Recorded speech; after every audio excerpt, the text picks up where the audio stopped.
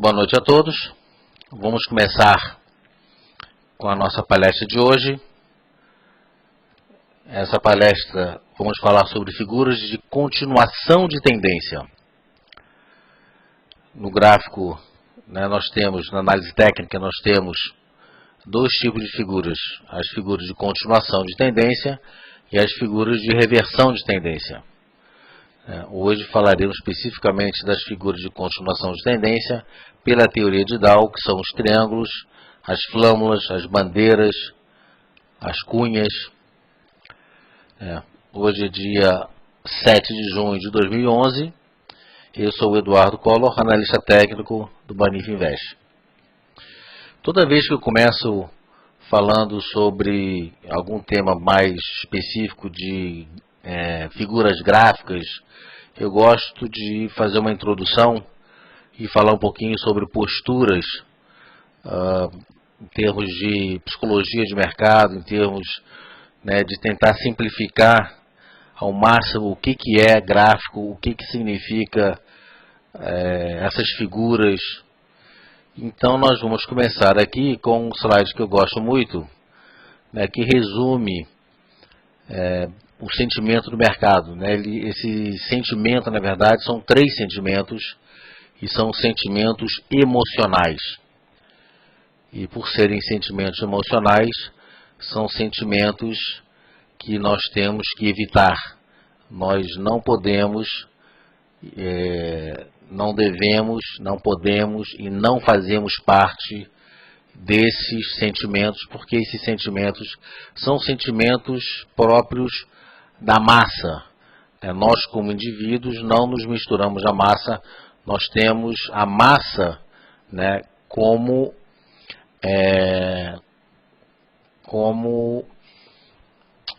um ser, e esse ser ele tem inteligência, ele tem QI, e esse QI é menor do que o QI do indivíduo. O QI da massa é menor do que o QI do indivíduo, e a massa é emocional, e a massa se deixa levar por boatos, se deixa levar por sentimentos que nós evitamos na análise técnica. Eu vou falar um pouco mais adiante sobre isso aí tudo. Então o mercado acionário, ele se divide basicamente em três sentimentos: indecisão, ganância, indecisão, pânico, indecisão. Ou seja, vocês estão vendo que tem muito mais de indecisão do que ganância e do que pânico. Isso porque o mercado, na maioria da sua trajetória, na maior parte do tempo, o mercado está andando de lado. Pelo menos, no mínimo 50% do tempo, o mercado está andando de lado. Então, quando o mercado está andando de lado, nós temos essa indecisão. Aí vem a ganância. Ganância significa que alguma coisa aconteceu e nós queremos ganhar dinheiro.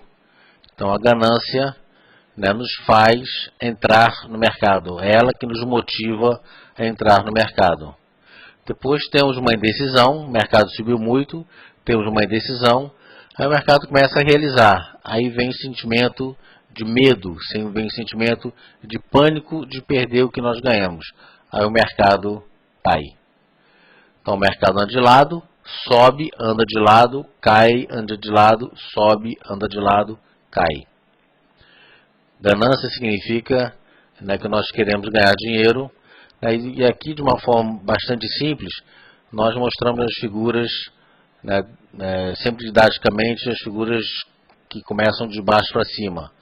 Mas existem figuras, todas essas figuras de baixo para cima, elas acontecem de cima para baixo também.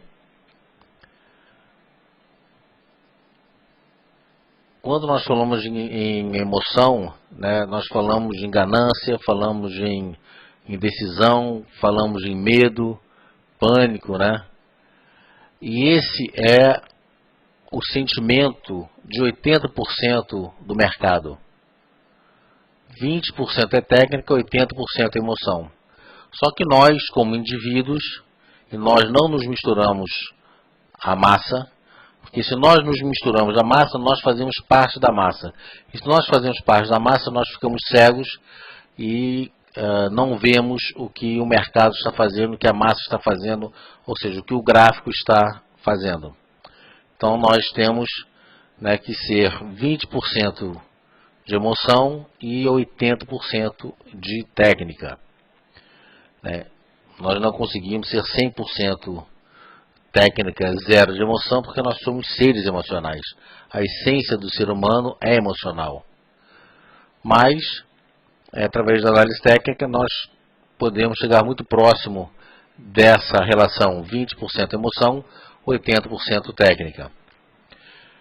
E para que isso aconteça, nós temos que exercitar, né, esses 3 pontos fundamentais aqui: estratégia, disciplina e paciência. Em tudo na vida nós precisamos de estratégia, de disciplina e de paciência. No mercado de capitais, mais do que nunca, na análise técnica, sem isso nós não conseguimos trabalhar. Então, estratégia, disciplina e paciência são os 3 requisitos fundamentais para que a gente consiga ter algum sucesso na análise técnica.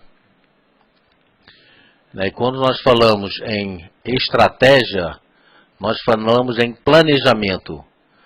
Quando nós falamos em planejamento, nós falamos no valor de se planejar. Porque o valor do planejamento está no planejar, e não tanto na execução do planejado. Porque a execução do planejado é uma consequência. Você apertar, né, alguns botões do seu home broker, você botar algum código, botar preço, quantidade, assinatura eletrônica e disparar uma ordem. Essa é a parte fácil. O executar é fácil. Agora o planejar é que é mais complicado. E é isso que a gente vai fazer aqui hoje. Vamos aprender um pouquinho sobre planejamento. O planejar nos ensina o mercado. O planejar nos força a estudarmos as figuras gráficas. E é isso que a gente vai ver hoje aqui. Algumas figuras de continuação de tendência. Porque quando nós montamos um planejamento, nós montamos uma estratégia. E é essa estratégia que faz com que a emoção seja eliminada, né, e a razão floresça. Então é justamente o planejamento, é justamente montando uma estratégia, é justamente conhecendo o mercado, que nós tiramos a emoção das nossas análises, das nossas entradas no mercado e substituímos pela estratégia, substituindo pela razão. Então a estratégia elimina a emoção, estratégia, portanto, é igual a sucesso. É a estratégia que vai levar você a ter sucesso no mercado de capitais utilizando a análise técnica. E aí é que vem as 3 perguntas, né, as 3 principais, né, talvez únicas perguntas que você não pode deixar de responder antes de você entrar se posicionando no mercado. A primeira pergunta é: por que eu estou entrando no mercado? Seja comprando, seja vendendo, tanto faz. Por que eu estou me posicionando no mercado? Porque eu quero ganhar dinheiro? Essa não é uma resposta. Então você vai buscar na análise técnica um motivo que te leve a responder essa pergunta. Estou me posicionando porque eu vi uma flâmula aqui, eu vi uma bandeira, né, e essa bandeira me leva a ter um ganho, né, que me responde essa segunda pergunta. São figuras de continuação de tendência. Então uma flâmula, uma bandeira, né, um triângulo, ele tem um objetivo. Ele te traça um objetivo de ganho, ele te traça um objetivo, né, de continuação de uma tendência. Então essas figuras são figuras que eu chamo de pit stop. Elas vêm numa tendência, fazem um pit stop e continuam dentro daquela mesma tendência, nos mostrando um objetivo, né, de alta ou um objetivo de baixa. Então temos aqui o segundo ponto respondido, a segunda pergunta. Qual é o objetivo de ganho? Não é o meu objetivo, pessoal. É o objetivo que aquela figura, que aquele papel, naquele momento, está me permitindo ganhar. E terceiro, se der tudo errado, qual é o meu nível de stop, qual é o nível de perda máximo aceitável dentro daquele posicionamento. Então temos as 3 perguntas que devem ser respondidas antes de eu me posicionar, principalmente o stop. As pessoas até respondem por que entrar, respondem qual é o objetivo, mas na hora do stop, deixa para depois. Ou então, não, tem um stop a tanto, mas não põe um stop. Quando eu digo responder a terceira pergunta, significa que uma vez comprado, você põe o seu stop, põe o seu stop no home broker, aí sim você terminou a sua operação.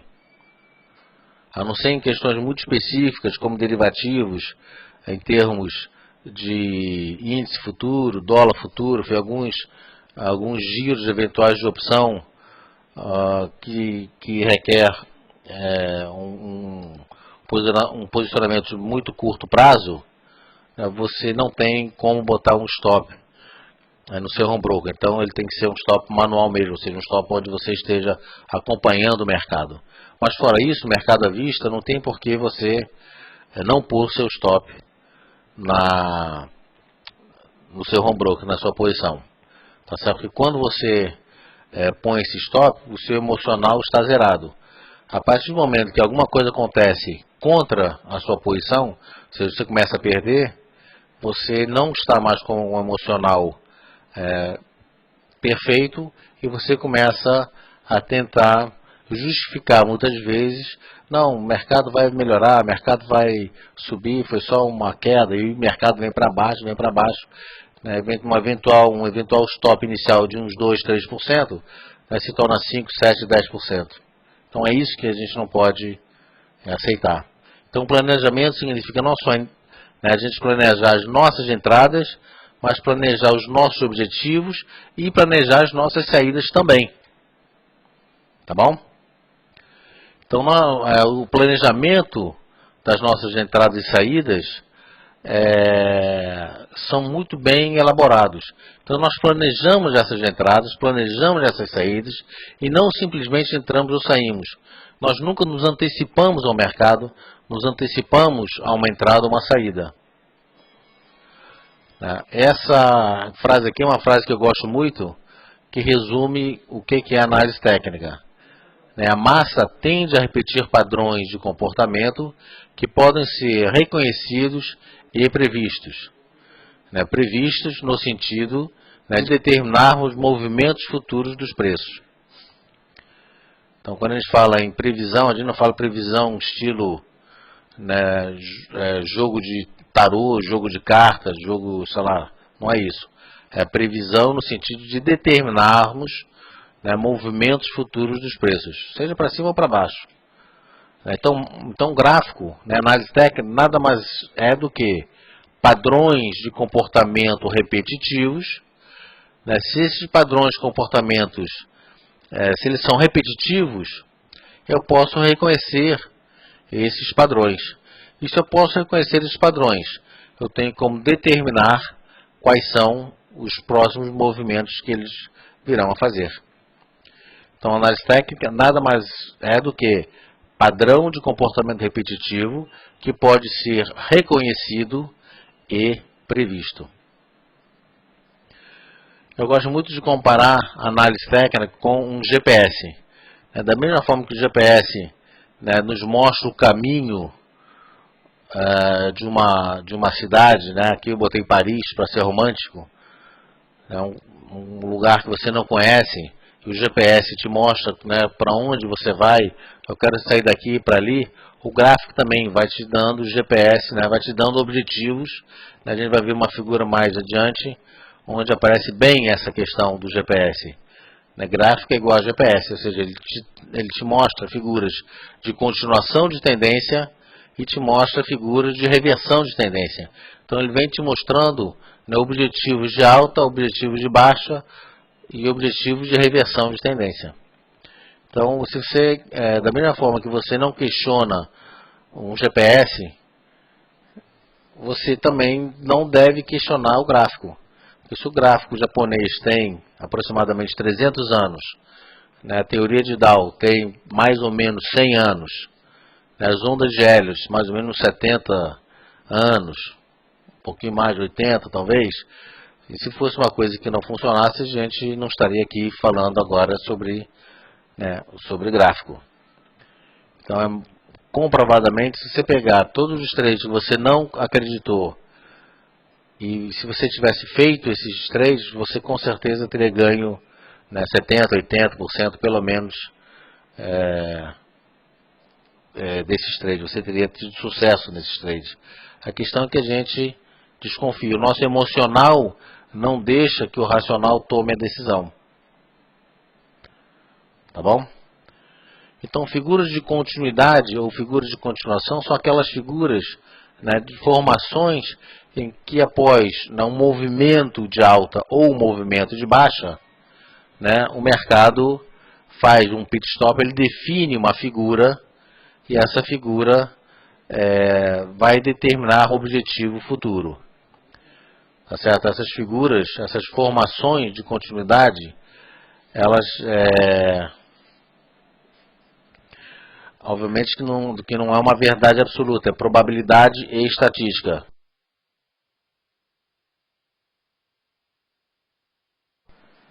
Tá certo? Então nós vamos começar com os triângulos. Nós temos três tipos de triângulos: triângulos simétricos, triângulos ascendentes e os triângulos descendentes. Triângulos ascendentes. Eu não quero entrar muito no texto aqui, acho que tem 1 ou 2 slides só, mas os triângulos simétricos, eles costumam ter 5 pernas, e a gente vai ver essas 5 pernas.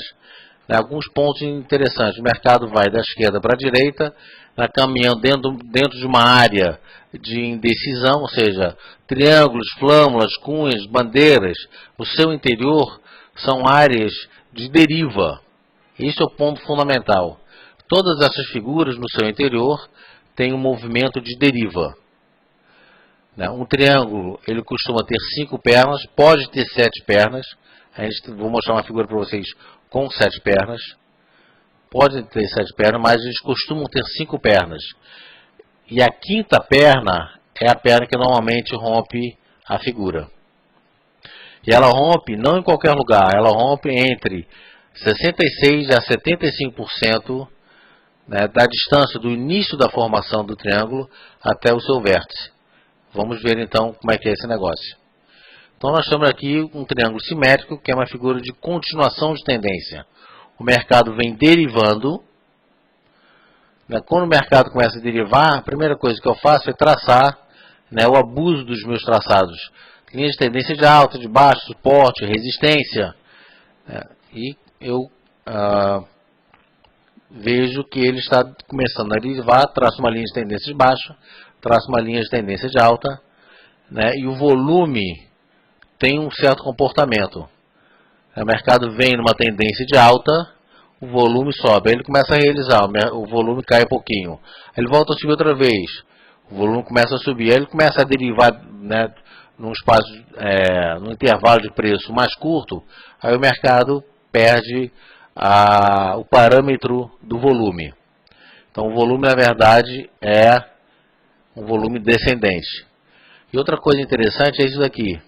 A partir do momento que ele rompe, né, essa quinta perna, ele rompe essa linha de tendência de baixa, é muito comum, não só nessas figuras de continuação, mas de maneira geral, rompido suporte, rompido resistência, né, suportes e resistências importantes, é comum o mercado voltar, rompeu essa resistência, é comum ele voltar para testar como suporte antes dele começar a sua trajetória, no caso aqui de alta.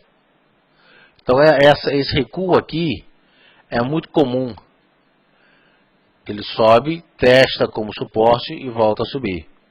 E quando ele rompe esse movimento, quando esse movimento, né, rompendo no lugar certo, o volume, que é confirmador de tendência, tem que aumentar, obrigatoriamente. Então, se é uma figura de continuação de tendência, eu meço a base desse triângulo, eu meço a base do triângulo, eu pego uma régua, daí vejo quantos centímetros ele tem aqui, E a partir do momento que ele rompeu, eu projeto para cima. É uma figura de continuação de tendência. Então o mercado vem de baixo para cima, faz esse pit stop, ou seja, faz essa área de deriva, ele forma essa área de deriva, e rompendo entre 66% e 75% dessa distância aqui, entre 66% e 75% dessa distância aqui, a quinta perna rompe, aí eu meço, né, essa distância aqui, a boca do triângulo, e projeto o meu objetivo para cima. Na medida que o gráfico está dentro da deriva, o volume vai diminuindo, e a partir do momento que ele rompe essa linha de tendência de baixa aqui, ele rompe, a quinta perna rompe essa linha de tendência de baixa, o volume aumenta, porque o volume é confirmador da tendência. Temos aqui uma figura, né, onde mostra um triângulo com 7 pernas. Um ponto interessante aqui, importante frisar, é que os triângulos, quando Dow observou essas figuras de triângulo, ele não observou figuras de curto prazo. John Murphy, no seu livro, diz que o tempo, né, o fator tempo, ele influencia no triângulo, e ele precisa de pelo menos 3 semanas para se confirmar como um triângulo. Normalmente um triângulo tem meses. Nesse caso aqui, tá certo? Aqui são os meses aqui embaixo. Ele formou em 1 mês e meio, quase 2 meses. Demorou esse triângulo para formar. E ele entre 66% e 75% dessa distância aqui, e ele rompeu. Eu meço essa distância. Aí vocês vão ver que no triângulo simétrico, né, apesar daqui ser o ponto número 2, eu tenho a perna número 1, número 2, olha só, não encostou aqui, veio para cima número 3, 4, 5, 5 é tudo isso daqui. Ou seja, se ele tivesse rompido aqui nessa quinta perna, ele teria rompido antes, né, da distância correta, e aí essa figura perderia a característica de continuação de tendência. Continuação por quê? Porque o mercado vem de baixo para cima, faz esse pit stop, faz essa grande área de deriva para continuar subindo. Então, no caso do triângulo simétrico, que é esse caso aqui, eu pego e puxo um pouquinho para trás para alinhar com a perna número 1. No triângulo ascendente e descendente, isso não acontece. Eu pego a partir do ponto número 2 e meço essa distância, como a gente vai ver mais adiante. Então, nesse caso aqui, eu puxo um pouquinho para trás, meço essa distância, e aonde ele projetou, onde ele rompeu, eu projeto para cima o ganho. Está aqui. Ele chegou no objetivo e começou a reverter. Triângulo simétrico que demorou, né, 1 mês e meio, quase 2 meses para chegar no seu objetivo. Olha esse triângulo aqui, a mesma coisa. Eu não paro aqui, eu venho mais para trás para medir essa distância. E olha só, que meses para isso acontecer. Meses para acontecer. Ele pegou aqui e começou, né, em maio, e foi romper. Eu gosto muito dessa figura aqui. Foi romper 6 meses depois, em novembro. 1, 2, tudo isso aqui é 2, 3, 4. Se ele tivesse rompido aqui, chegou até alfinetar. Se ele tivesse rompido aqui, ele teria se antecipado a esse movimento. Ele não se antecipou, e nesse ponto aqui ele acabou formando uma pequena flâmula, um pequeno triângulo. Um pequeno triângulo, que a gente vai ver mais adiante, é uma flâmula, ou seja, uma pequena área de deriva, e quando ele chegou nos 66%, ele rompeu. Olha só, ele rompeu, voltou a testar como suporte, e aí ele seguiu para cima.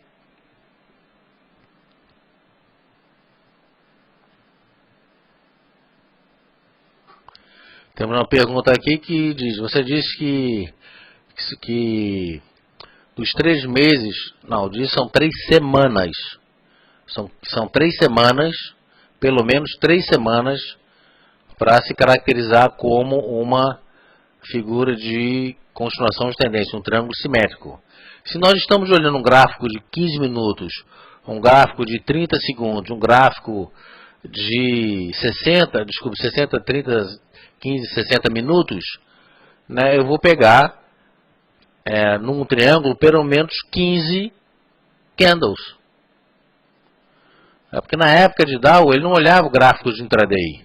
O gráfico de intraday surgiu, né, a partir do momento que, né, veio o computador, veio, né, o PC, o microcomputador, foi que nos trouxe uma modernidade, uma facilidade em relação a gráficos. Antigamente, não se usava, até pouco tempo atrás, quando eu digo antigamente, parece muito tempo atrás. Não. Olha só, eu me lembro que em 95, 93, 94, né, a gente fazia gráfico na mão, e era gráfico diário. Então, quando a gente fala um gráfico de 15 minutos, eu estou falando, um triângulo de 15 minutos precisa ter pelo menos 15 dias. Se eu estou falando um gráfico de 15 minutos, estou falando, na verdade, em 15, né, em períodos. Um gráfico de 30 minutos, ele precisa de pelo menos 15 períodos, 15 candles, para formar a figura. São 3 semanas, 3 semanas significam, 3 semanas são 15, 5 dias úteis cada semana, 15 dias. Se eu jogar para o intraday, são 15 períodos.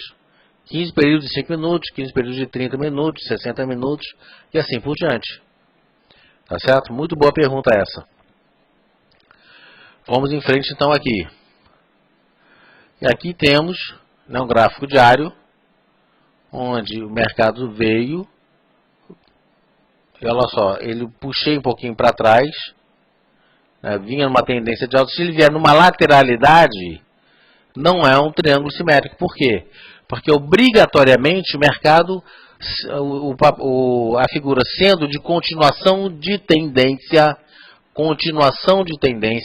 ele tem que vir de baixo para cima para continuar subindo. Se ele vem de lado, ele vai continuar de lado.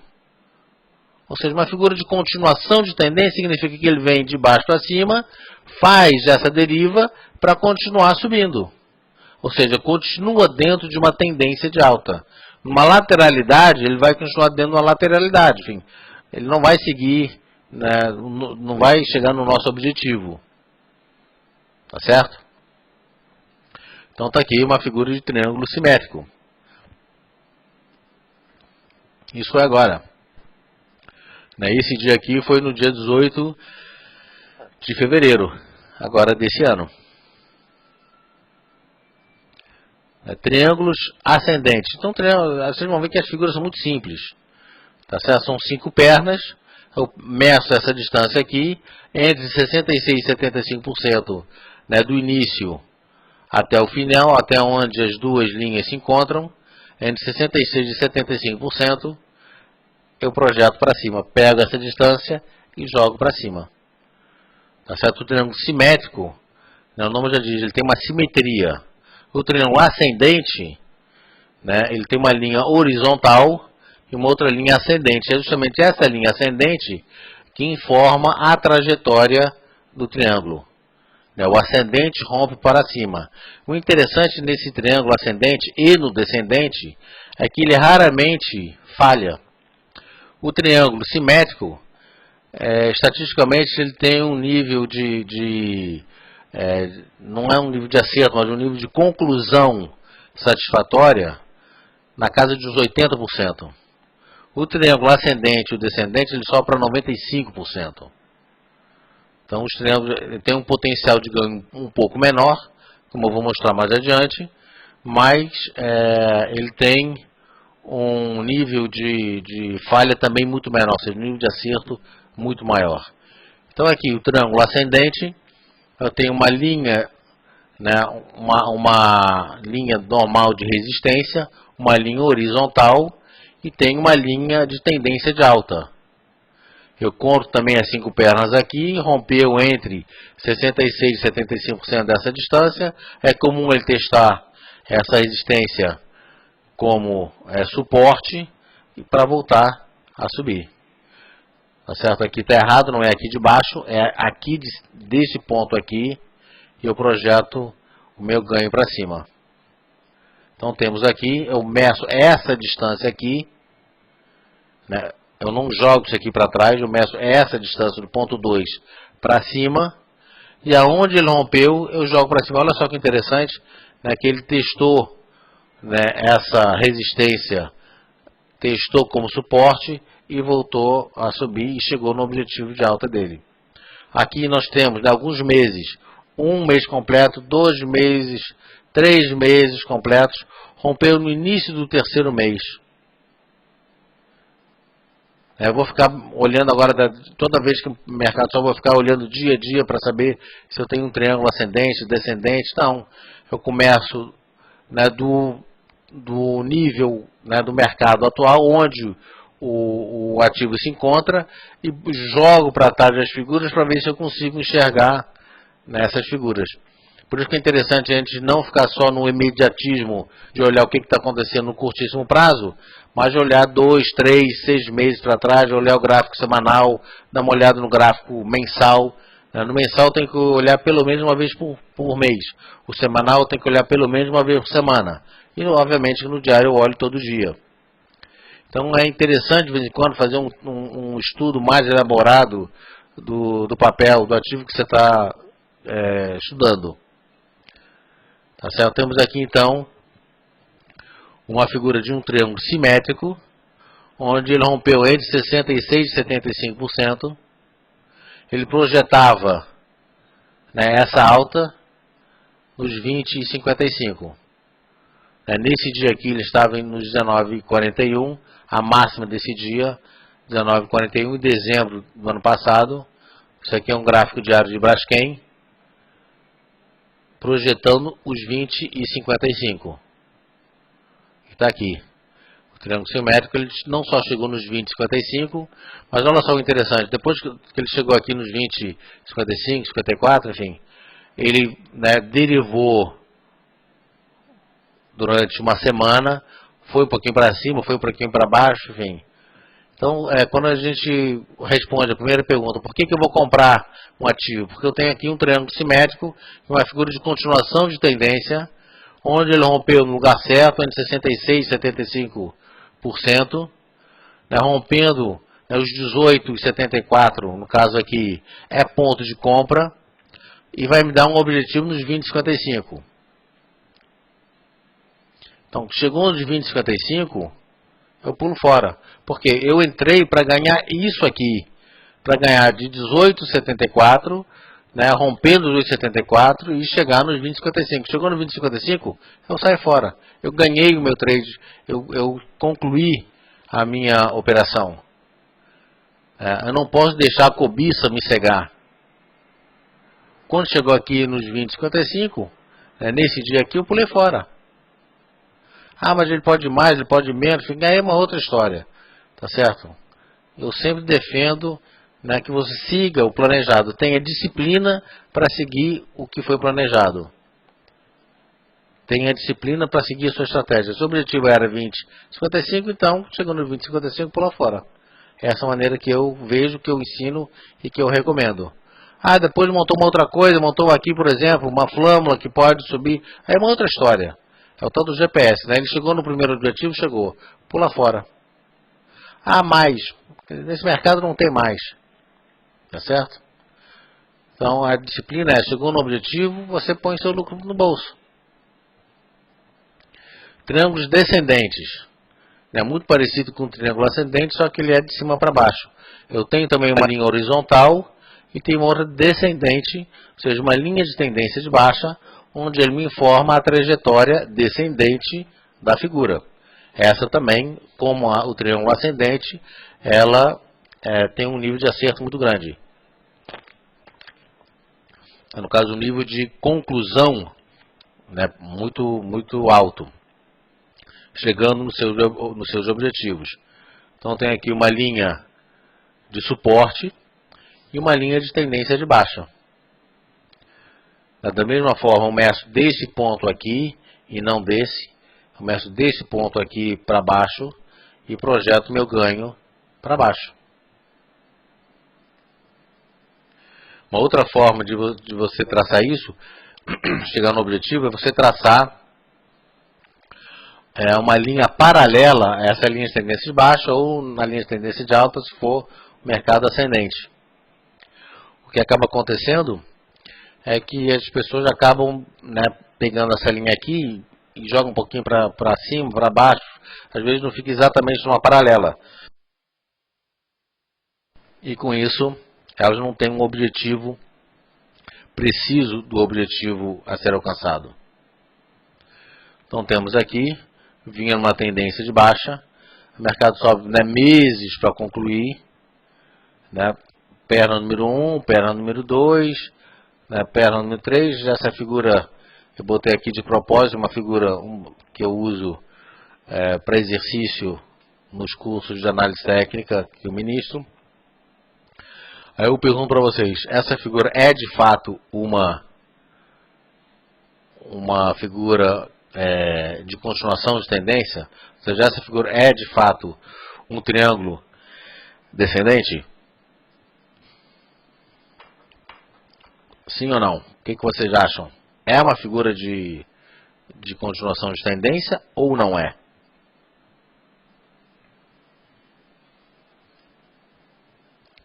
Vamos ver aqui onde é que ela rompeu. Ela rompeu entre 66% e 75% dessa distância? Não, ela não rompeu. Ela rompeu bem antes, quase na metade. Mas acabou vindo para baixo. Tudo bem, ela veio para baixo por outro motivo, não pelo motivo do triângulo descendente. Ela vinha para baixo, fez uma área de deriva e continuou vindo para baixo. Mas essa vinda para baixo não significa que foi o objetivo desse triângulo. No caso aqui foi só uma coincidência. Ou seja, esta figura não é um triângulo descendente. Ele rompeu bem antes, né, dos 66% a 75% dessa distância aqui, 0 a 100. 65% a 75% deveria ter algum lugar por aqui. Ela se antecipou a esse rompimento. Então essa figura aqui não é um triângulo descendente. Então a questão fundamental de um triângulo, seja ascendente, descendente ou um triângulo simétrico, é o ponto de onde ela rompe. Ela tem que ter pelo menos, né, 15 barras ou 15 candles, no mínimo. Ela tem que ter 5 pernas. 5 pernas significa encosta embaixo, encosta em cima, encosta embaixo, encosta em cima. Pelo menos 5, de 5 a 7. Pelo menos 5. E essa quinta perna tem que romper entre 66% e 75%. Se ela romper antes, não é. Se ela romper depois, também não é. Se ela romper depois, significa que ela perdeu o momento da continuação da tendência e ela, né, permanece dentro de uma grande área de deriva. Se ela rompe antes, normalmente tem um efeito trampolim. Ou seja, ela rompe, no caso aqui romper de baixo para cima, ela faz isso aqui, rompe e depois ela volta para cima. Se ela rompeu antes numa ascendente, ela rompe, né, faz, né, o trampolim e mergulha para dentro. Normalmente é isso que acontece. Ela frustra o objetivo. Tá certo? Flâmulas. Flâmulas é um pequeno triângulo. Fora a figura do pequeno triângulo, não existe mais nada em comum com os triângulos. Nós temos uma ascendente. Nessa ascendente temos um volume que é confirmador da tendência. Aí ele entra dentro de uma pequena área de deriva. Essa pequena área de deriva faz com que o volume caia.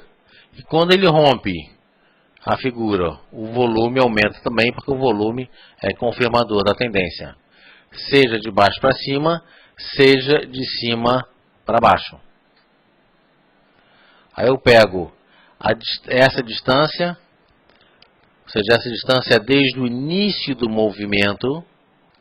até onde começa a deriva e aonde ela rompe. Onde ela rompe, não. Desde o início do movimento até lá em cima. Ou seja, eu pego o início desse movimento, desse início até esse final. Onde ela começa o início do movimento? Ainda dentro da figura de deriva, no início desse movimento de alta, ainda dentro da figura da deriva, é que eu meço a distância e ele vai me dar um objetivo de alta. Isso de baixo para cima ou de cima para baixo, tanto faz. Eu pego desde o início do movimento de queda e ele vai me dar este objetivo de baixo aqui. Então temos aqui, eu não consegui nenhuma figura no curto prazo aqui que mostrasse isso. Mais adiante eu tenho uma que vai mostrar, enfim, melhor. Mas de qualquer maneira, eu pego essa distância aqui, isso aqui está no limite, porque essa figura aqui, ela está maior do que, ela está um pouco desproporcional. Mas de qualquer maneira eu resolvi botar essa figura, porque são aquelas figuras que parecem, mas não são, e acabam sendo. Significa o quê? Que a rigor não é bem uma flâmula, mas ela se comportou 100% como se fosse uma flâmula. Então medi essa distância daqui de baixo até esse topo e peguei o início do movimento de alta aqui nesse harami, tá certo? Olha as escolas gráficas se completando. Harami, peguei esse início de movimento, tracei para cima e ela veio e chegou no objetivo. Chegou no objetivo, alfinetou esse objetivo e começou a cair. Bandeira. Bandeira prima irmã da flâmula. Temos essa flâmula. A bandeira é muito parecida. A bandeira é muito parecida. E eu meço da mesma forma, desde o início até o topo dela, dentro dessa deriva. Essa deriva é uma deriva que vem em queda, uma deriva descendente. Eu pego desde o início desse movimento até o topo. Aqui também o volume é ascendente. Quando ela entra dentro dessa deriva, ela perde esse aumento de volume, e quando ela rompe essa linha de tendência de baixa aqui, essa linha de resistência desse canal, aumenta o volume, porque nós sabemos que o volume é confirmador da tendência. Temos de baixo para cima, temos de cima para baixo. Então nós temos aqui essa figura. Que figura é essa? Por isso que eu sempre falo para vocês, abusem do traçado. Abusem do traçado. Eu tenho aqui uma bandeira. 1, 2, 3, 4, 5, 6, 7, 8, 9 candles. E o próprio John Murphy diz que uma bandeira, uma flâmula, uma cunha, essas figuras pequenas, elas deveriam ter pelo menos 5 barras dentro. Mas eu já vi algumas vezes uma bandeira com 3 barras chegar exatamente no objetivo. Mas não é o comum. O comum, o desejável é que ela tenha pelo menos umas 5. 3, 4, 5. 5 é o ideal. Então tenho aqui essa figura, que é uma bandeira. Pelo gráfico japonês eu tenho aqui um padrão de envolvimento. Eu meço essa distância do início do movimento até o topo desse movimento, antes de entrar dentro desse pequeno canal de deriva, e eu projeto para cima. Faltou um slide aqui. Eu projeto para cima e essa projeção vai me dar exatamente o objetivo de alta. Deixa eu só ver uma coisa aqui.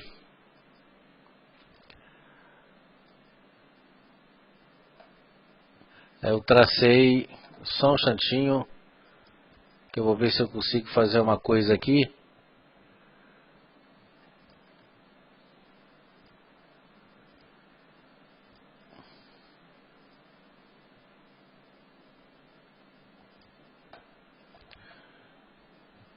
Vamos ver se eu conseguir. Eu não sei se vai dar certo. Deu certo.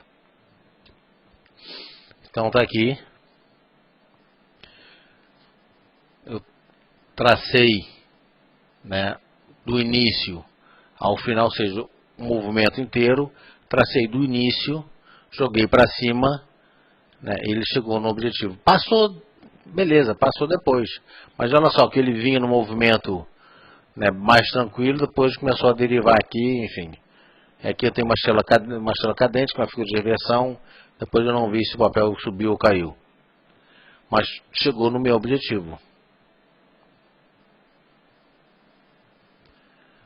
Eu tenho aqui essa figura. Vinha para cima. Fez aqui 1, 2, 3, 4, 5 candles de baixa. E chegou no objetivo de alta. Bradesco. Agora em março. Tá certo? Cunhas. Nós temos dois tipos de cunhas. Temos uma cunha de continuação de tendência e temos uma cunha de reversão de tendência. A cunha, na verdade, é uma flâmula, uma pequena flâmula, só que essa flâmula, está desenhado aqui, cunhas, flâmulas, triângulos, eu tenho a junção das duas linhas, elas estão de uma forma horizontal. Aqui, olha. Elas estão aqui de uma forma horizontal.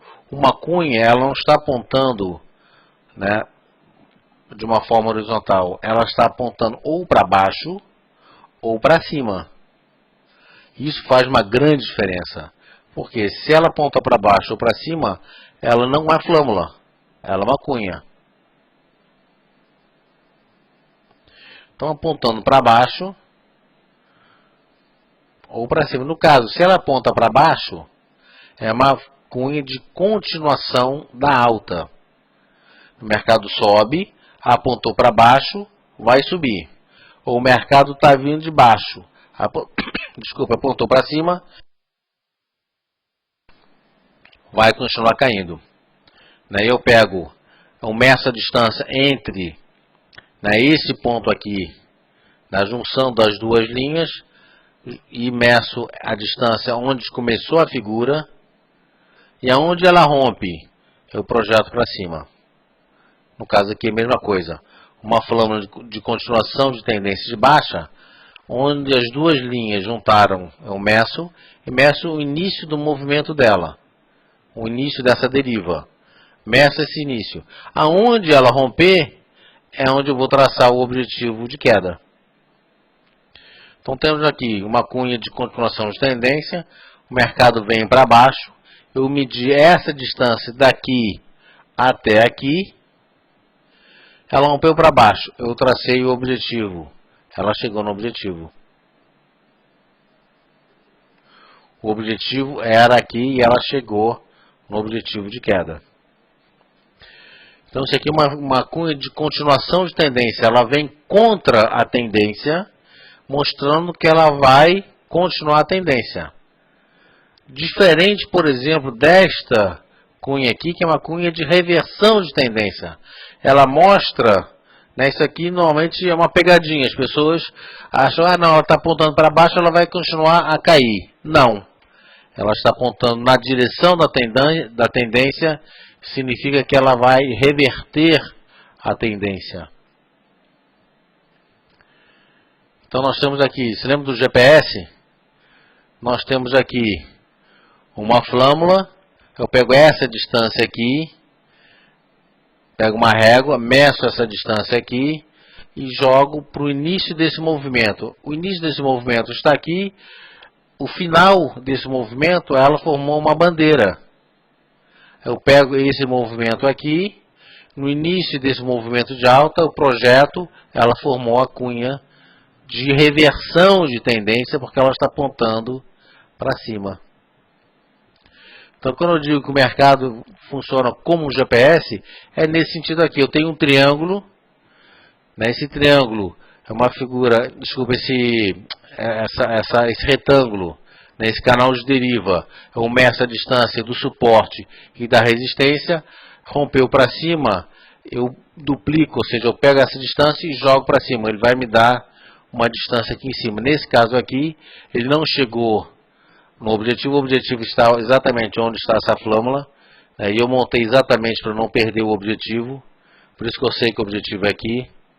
Ele chegou próximo, frustrou, por isso que ele tem que trabalhar com stop, acabou formando essa flâmula, projetou para cima, cravado em cima, projetou, quando ele cravou em cima, ele fez uma outra figura de continuação, né, que projetou para cima e quando chegou no objetivo, ele fez uma figura de reversão e veio para baixo e passou do objetivo até, tá certo? Meça aqui essa distância, daqui para cá, meça essa distância, onde ela rompeu, eu projeto para baixo.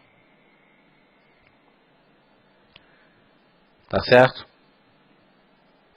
Então essas são as figuras que eu queria mostrar para vocês, né, figuras de continuação de tendência, a não ser a cunha, que é uma figura dupla, pode ser de continuação de tendência, né, e pode ser de reversão de tendência. A figura de reversão de tendência, a cunha de reversão é aquela que segue a tendência, e a cunha de continuação de tendência, ela vem contra a tendência para continuar subindo. Tá certo? Gente, era isso que eu queria apresentar para vocês. Tá certo? Muito obrigado a todos. E semana que vem temos nossa próxima palestra. E a palestra seguinte vai ser sobre opções. Vai ser sobre financiamento. Compra de papel e venda de opções. Na próxima terça-feira, 7 horas da noite. Eu espero vocês aqui. Muito obrigado e boa noite.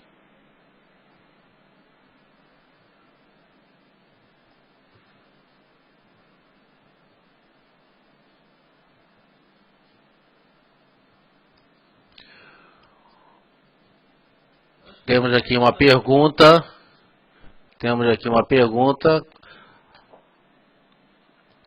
Todas as figuras de continuação de tendência são necessariamente precedidas de figuras de impulsão?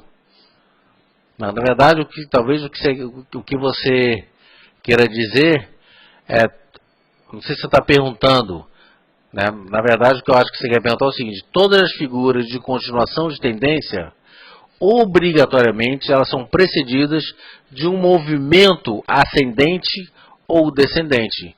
Uma figura de continuação, ela tem que ter obrigatoriamente, né, se é uma figura de continuação de alta, ela tem que vir de uma alta, faz a figura e continua para cima.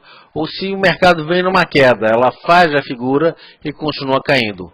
Se ela vem numa lateralidade, ela forma aquela figura não tem valor nenhum. Porque ela não foi precedida nem de uma tendência de alta, nem de uma tendência de baixa. Uma figura de lado não significa nada. Ah, mas formou um triângulo. É uma mera coincidência. Ela está dentro de uma área de deriva e vai continuar dentro de uma área de deriva. Ela pode romper para cima ou para baixo, mas não por causa daquela figura, né, que formou, né, a figura que lembra um triângulo, uma flama, uma bandeira, etc. e tal. Ela rompe por outro motivo, e não o motivo daquela figura de continuação. Então a figura de continuação, obrigatoriamente, tem que ter uma tendência bem definida antes da sua formação. Tá certo? Gente, muito obrigado e até a próxima.